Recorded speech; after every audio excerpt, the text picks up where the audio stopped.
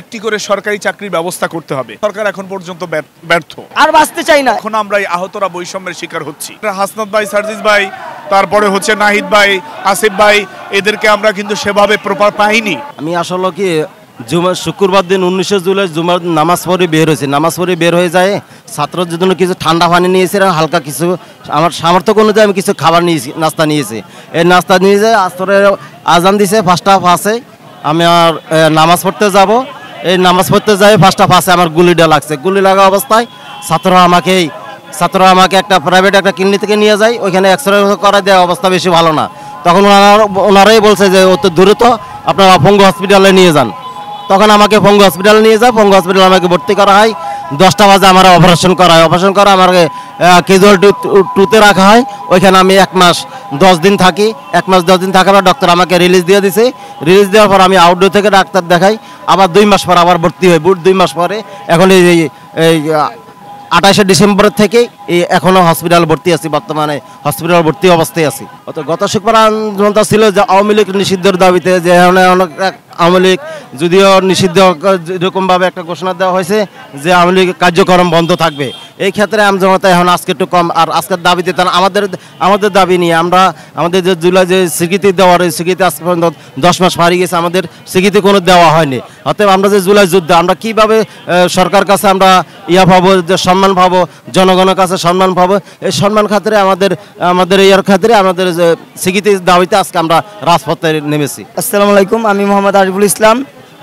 আমার গুলি লাগে 4 আগস্ট ঢাকা মিরপুর 10 নম্বর থেকে। আমি এই দীর্ঘ 10 মাস ধরে হাসপাতালে ভর্তি আছি। এখন পর্যন্ত আমরা সুচিকিৎসা এখন পর্যন্ত পাই নাই। আমাদের জুলাই স্বীকৃতি এখন পর্যন্ত পাই নাই। আমাদের দাবি এখন পর্যন্ত শেষ দাবি 3টা। 1 নম্বর দাবি হলো আমাদের আওয়ামী লীগ নিষিদ্ধ করতে হবে। যারা আমাদেরকে মারলো, আমাদের ভাইদেরকে শহীদ করলো, আমাদেরকে আহত করলো, তাদের বিচার হওয়া দরকার এবং তাদেরকে নিষিদ্ধ করা দরকার। আর 2 নম্বর দাবি হলো আমাদের স্বীকৃতি দেওয়া দরকার, যে আমরা যুদ্ধ করছি এটার একটা স্বীকৃতি দেওয়া দরকার। আমরা টাকা পয়সা চাই না, আমরা একটা স্বীকৃতি চাই। 3 নম্বর দাবি হলো আমাদের সুচিকিৎসা। এখন পর্যন্ত আমরা সুচিকিৎসা পাচ্ছি না। বিভিন্ন মহলে এখন আওয়ামী লীগের দোষরা বসে আছে। আমাদের চিকিৎসার জন্য বাইরে পাঠানো দরকার। অনেক ভাইদের ক্রিটিক্যাল অবস্থা। এই যে যেমন আমার পা এখন পর্যন্ত লড়ে না, একবার আঙ্গুল টঙ্গুল কিছু লড়ে না, রক ছিঁড়া। আমাকে ডাক্তার আরও অনেক দিন আগে বলছে বাইরের ট্রিটমেন্ট নেওয়ার জন্য, রেফার করছে, কিন্তু এখন পর্যন্ত আমি ট্রিটমেন্ট পাচ্ছি না। কেন পাচ্ছি না? স্বৈরাচারের দোষরা এখনও বিভিন্ন জায়গায় বসে রয়েছে, বিভিন্ন মন্ত্রণালয়। আমার কাগজ গেছে, কিন্তু আমার কাগজে এখন পর্যন্ত সিল পড়ে নাই। এই হাসপাতালে বসে এখন পর্যন্ত না পাই খাচ্ছি। আমার পা পস্ত আছে, কিন্তু কোনো গুরুত্ব নাই। সুচিকিৎসা চাই, স্বীকৃতি চাই, আওয়ামী লীগের বিচার চাই, নিষিদ্ধ চাই। আমরা ভাতা চাই না, আমরা সুচিকিৎসা চাই। আমাদের স্বীকৃতি দেখ, আমাদের চিকিৎসা দেখ, নাহলে আওয়ামী লীগের নিষিদ্ধ করুক, না হলে আমাদেরকে মেরে ফেলুক। আর বাঁচতে চাই না। এত কষ্ট, এত যন্ত্রণা নিয়ে আর বেঁচে থাকার কোনো ইচ্ছা নাই। একটা আহতই বুঝে, সুস্থ মানুষ কোনো সময় বুঝবো না। আমরা সাদে হাসপাতাল থেকে এখানে নেমে আসছি, সাদে নামে আসি নাই। কালকে আইসিইউর ভিতরে ছিলাম, আজকে সকালে আইসিইউতে কোনো রিলিজ হয়েছে, তারপর আবার এখানে আসছি। আশা লাগবে কেন? শুরুটা বলার অপেক্ষা রাখে না যে আসলে যে সময় আমরা আন্দোলন করেছি, আমরা যে কতটা প্রতিকূল অবস্থার মধ্যে আন্দোলন করেছি, কতটা ভয়াবহ অবস্থার মধ্যে এই আন্দোলনটা আমাদেরকে চালিয়ে যেতে হয়েছে, সেটা একমাত্র আমরাই যারা যোদ্ধা ছিলাম তারাই বলতে পারবো। এছাড়া আসলে অন্য কোনো মানুষের কাছে সেটা অনুভব হবে না। আমার কাছে মনে হয়েছে যে 1971 সাল আমি দেখিনি, কিন্তু 1971 সালের মতো বিভীষিকাময় প্রত্যেকটা মুহূর্ত আমরা সেই সময়টা দেখেছি। আমরা দিনের বেলায় আমরা তেমন একটা আলাপ আলোচনা করতে পারিনি, আমাদের রাতের অন্ধকারে করতে হয়েছে। আসলে আন্দোলনটা কিভাবে সফল করা যায় এবং এখানে কিভাবে সাফল্য অর্জন করা যায়, আমরা সেইভাবে আন্দোলন করে আজকে আমরা এই জায়গায় এসেছি। আসলে দল হিসাবে আওয়ামী লীগ নিষিদ্ধ আমরা চেয়েছিলাম, এটা আমাদের দীর্ঘদিনের দাবি ছিল। আমাদের দাবি একটাই, আমরা বৈষম্যের বিরুদ্ধে আন্দোলন করেছি, অন্যায়ের বিরুদ্ধে আন্দোলন করেছি, ফ্যাসিবাদের বিরুদ্ধে আন্দোলন করেছি, কিন্তু বর্তমানে এখন আমরা এই আহতরা বৈষম্যের শিকার হচ্ছি। কারণ আপনারা অতি সত্তর দেখতে পাচ্ছেন যে আমাদের এখন পর্যন্ত একটা জুলাই ঘোষণাপত্র দেওয়ার কথা ছিল, সেটি এখন পর্যন্ত দেওয়া হয়নি। 2 নম্বরে হচ্ছে আমাদের চিকিৎসা, শুধু চিকিৎসা না, উন্নত চিকিৎসার ব্যবস্থা করতে হবে। এটি এ কারণে বলতেছি যে এখন আমরা অদ্যাবধি পর্যন্ত, আমি আমার নিজের কথাই বলি, যে অদ্যাবধি পর্যন্ত আমি হাসপাতালের বেডে কাতরাচ্ছি এবং সেখানে আমাকে অসুস্থ হিসাবে সেবা নিতে হচ্ছে, কিন্তু আমি আমার কাঙ্ক্ষিত সেবাটি পাচ্ছি না। আমাদের আহত যোদ্ধাদের অতি দ্রুত উন্নত চিকিৎসার জন্য বিদেশে যাওয়া প্রয়োজন, কিন্তু সরকার সেই বিষয়টি এখন পর্যন্ত জোরালোভাবে তারা দেখেনি। আমি বলবো যে এই দেশের হাজার হাজার কোটি টাকা পাচার হয়েছে, আমরা তো মাত্র কজন।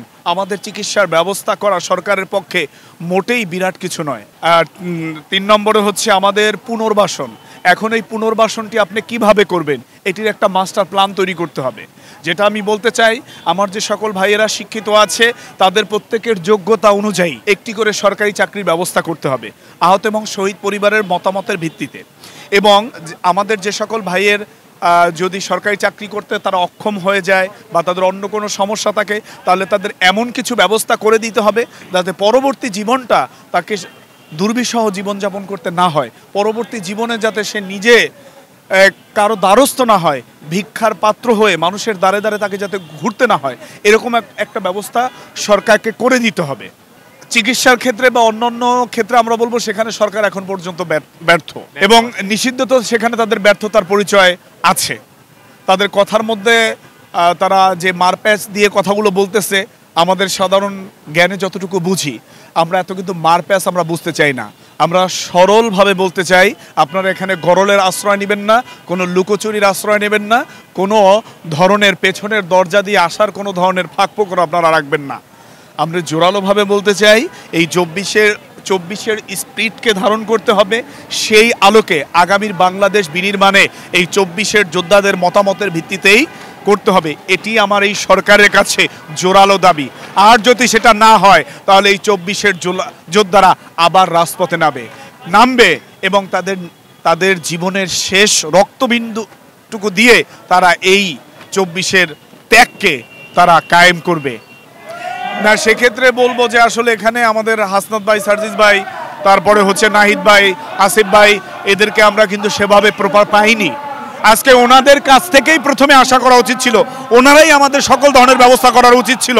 আজকে আমার ভাইয়েরা হাসপাতালের বেডে আছে, তাদের কর্ম নাই, তাদের চাকরি নাই, তারাই পরিবারের একমাত্র উপার্জনক্ষম ব্যক্তি, তাদের ছেলে মেয়েরা এখন না খেয়ে আছে। আমি এক জায়গায় শিক্ষকতা করতাম, আমি এখন সেখানে পারতেছি না, আমি অসুস্থ নাই, কি করব? আমার পরবর্তী জীবন কিভাবে চলবে? আমার এই ভাইরা সবাই মেডিকেল আছে, হাসপাতালে আছে, তারা পরবর্তী জীবন কিভাবে নির্বাহ করবে? আপনারা মুক্তিযোদ্ধাদেরকে চাকরি দিয়েছেন, নানা ধরনের সুযোগ সুবিধা দিয়েছেন, তাদের ছেলে মেয়েদের দিয়েছেন, তাদের নাতি নাতনিদেরকে দিয়েছেন। আমরা এত কিছু চাই না, আমরা শুধু বলেছি শুধু আমাদের একজন ব্যক্তিকে দেবেন, যেই ব্যক্তি আহত হয়েছে তাকে, এবং যদি সেই ব্যক্তি একেবারে অক্ষম হয় তার পরিবারের মতামতের ভিত্তিতে একজনকেই দেবেন। এরপরে আর আমরা কিচ্ছু চাই না।